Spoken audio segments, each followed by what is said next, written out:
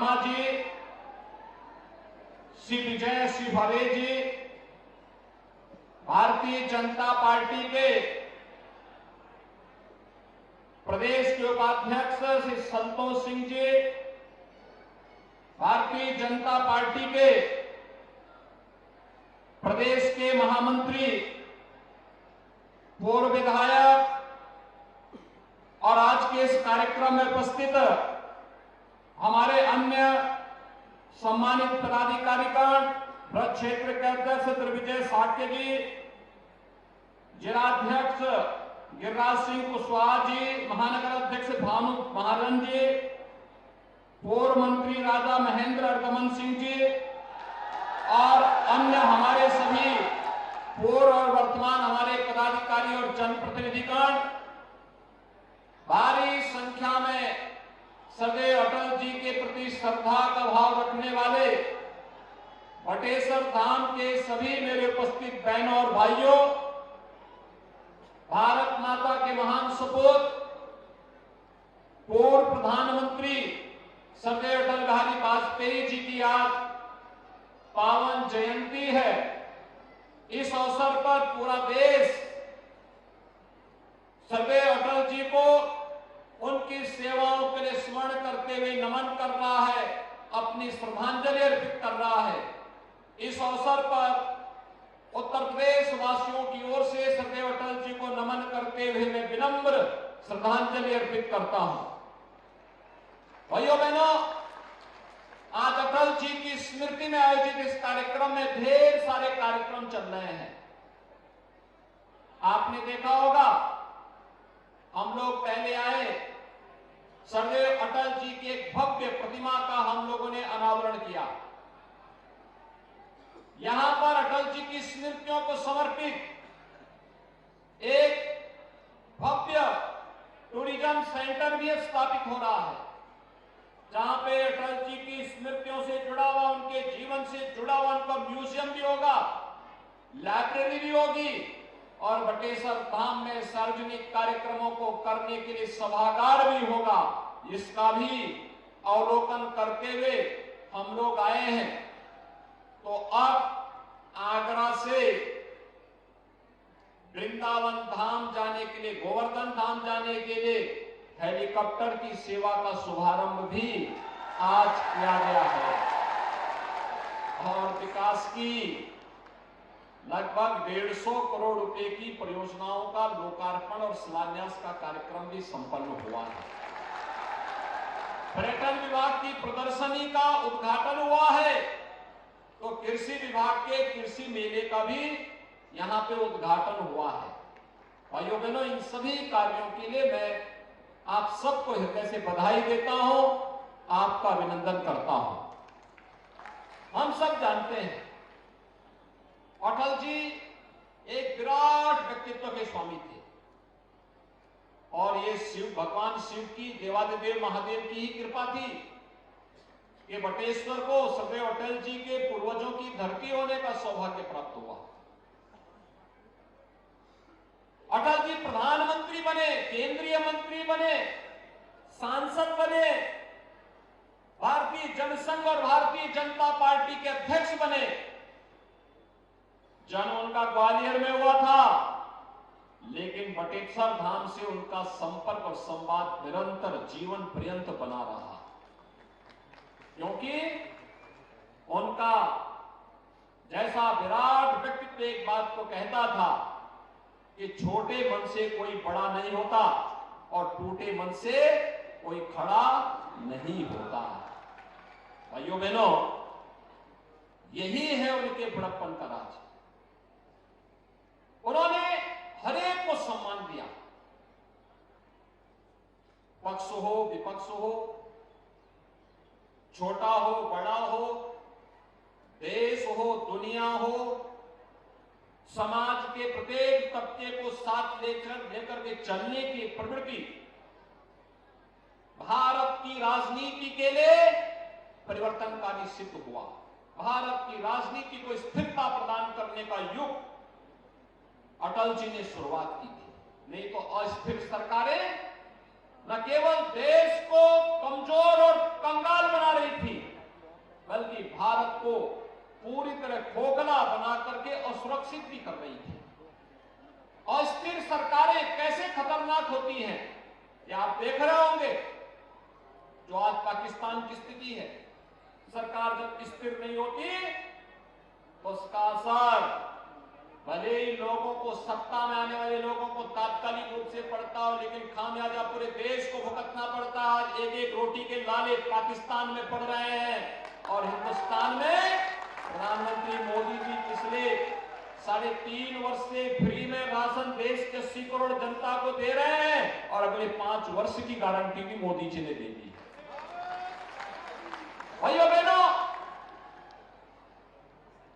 स्थिरता का एक जो पैमाना है या समृद्धि का भी मानक बनता है, आर्थिक समृद्धि का भी, खुशहाली का भी और विकास का भी एक मॉडल खड़ा करता है।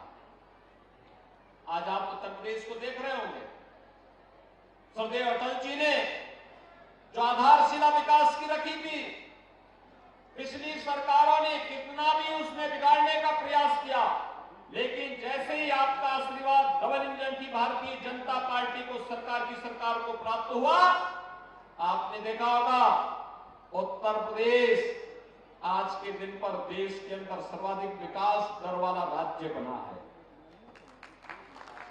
जब हमारे पास सत्ता आई थी तब उत्तर प्रदेश की अर्थव्यवस्था देश की 6ठी अर्थव्यवस्था मानी जाती थी और आज नंबर 2 की अर्थव्यवस्था उत्तर प्रदेश ने हासिल की है। ये सरदेव अटल जी का आशीर्वाद है, ईश्वर की कृपा है, मोदी जी का मार्गदर्शन है, आप सबका सहयोग है और परिणाम आपके सामने है। यही उत्तर प्रदेश कानून व्यवस्था जहां ध्वस्त थी, बेटियां स्कूल नहीं जा पाती थी, बहनें मार्केट नहीं जा पाती थी, किसान खेत में नहीं जा पाता था, कोई व्यापारी रोजगार में अपने व्यापार को नहीं कर पाता था, नौजवानों के लिए रोजगार नहीं था, विकास कार्यों के लिए भटकना होता था, विकास के पैसे का बंदर बांट होता था। आज वही उत्तर प्रदेश है, यहां विकास भी हो रहा है, इंफ्रास्ट्रक्चर के बड़े बड़े कार्य हो रहे हैं, गांव की कनेक्टिविटी बेहतर हो रही है। अब न केवल रोड कनेक्टिविटी को बल्कि हवाई जहाज की सेवा को बेहतर करने का कार्य किया जा रहा है। हर घर नल की योजना हर नागरिक के चेहरे पर खुशहाली लाने का माध्यम बन रही है।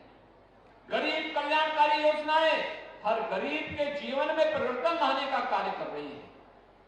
ये वही कार्य है। पर्यटन की दृष्टि अगर आप देखेंगे इतना परिवर्तन हो गया है। जब हम लोग 17 में आए थे तो भारत के अंदर उत्तर प्रदेश तीसरे स्थान पे था और आज कोसों दूर तक उत्तर प्रदेश के सामने कोई नहीं खड़ा है, क्योंकि उत्तर प्रदेश नंबर 1 पर है। भैया बहनों, हर प्रकार के टूरिज्म के लिए उत्तर प्रदेश में संभावनाएं हैं, लेकिन इसके सजोने का काम हमारा है, हम सबका दायित्व भी है। स्वच्छता को बनाए रखना, एक शिष्ट व्यवहार आने वाले टूरिस्ट के साथ करना, कोई भी दुर्व्यवहार न हो, कोई चीटिंग न हो, किसी भी प्रकार की अव्यवस्था और अराजकता न हो, गुंडागिरी और माफिया प्रवृत्ति के तत्वों के साथ सख्ती से निपटने के पुलिस और प्रशासन के अभियान में हम सबका आशीर्वाद निरंतर प्राप्त होता रहेगा। उत्तर प्रदेश को देश की नंबर 1 अर्थव्यवस्था बनने से कोई रोक नहीं पाएगा। और भाइयों बहनों, उसी के लिए आपका आशीर्वाद प्राप्त करने के लिए आज हम सरदेव अटल जी की इस पावन जयंती के अवसर पर यहां पर आए हैं।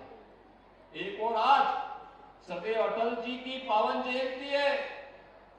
भारतीय जनता पार्टी ने पूरे देश के अंदर सुशासन दिवस के रूप में इस दिवस को मनाने का कार्य किया है और ये कार्यक्रम एक और दृष्टि महत्वपूर्ण है।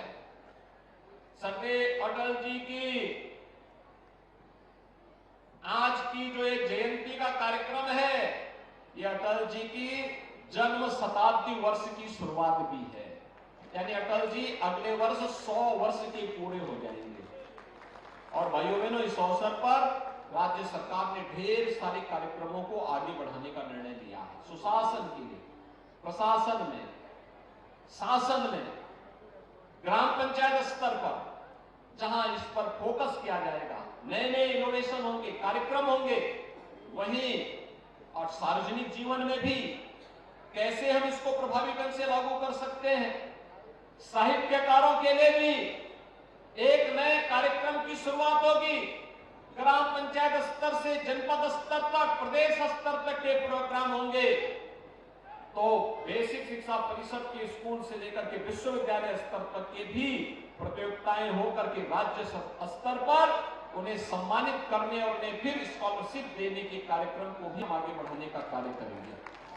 भाइयों बहनों, अटल जी ने जो कुछ दिया वह देश को एक नई दिशा देने वाला है। आपने देखा होगा, स्वर्णिम चतुर्भुज का हो या फिर नेशनल हाईवे को वर्ल्ड क्लास हाईवे के रूप में स्थापित करने का, प्रधानमंत्री ग्रामीण सड़क योजना का कार्य हो या गरीबों को अन्न देने का कार्य, इस सदैव अटल जी के द्वारा जो प्रारंभ किया गया था, आज उसी का परिणाम है कि प्रधानमंत्री मोदी जी के नेतृत्व में गरीब कल्याणकारी योजनाएं आजादी के बाद सबसे प्रभावी तरीके से आगे बढ़ रही हैं और विकसित भारत संकल्प यात्रा इन गरीब कल्याणकारी योजनाओं को आप सब तक पहुंचाने का एक सशक्त माध्यम बन रही है।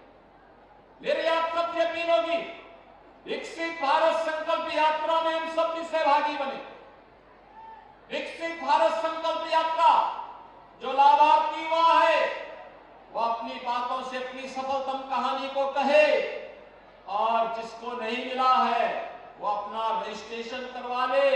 उस तक भी शासन की योजना का लाभ गरीब को, जिसको आवास नहीं मिला आवास मिलेगा, जिसको शौचालय नहीं मिला शौचालय मिलेगा, जिसको पेंशन नहीं मिला उसको पेंशन मिलेगा, जिसको राशन नहीं मिला उसको राशन मिलेगा। हर प्रकार की सुविधा का लाभ उन्हें प्राप्त होता हुआ दिखाई देगा। और इसी उद्देश्य से आज हम सब आपके बीच में यहां पर आए हैं।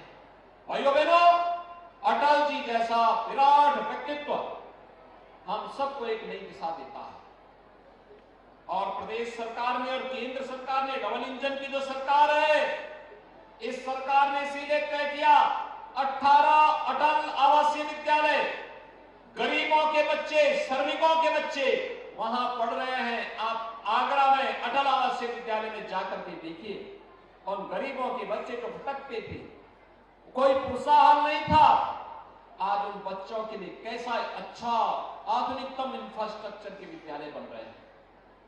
ये अटल जी की प्रेरणा थी, प्रधानमंत्री मोदी जी का मार्गदर्शन और नेतृत्व था।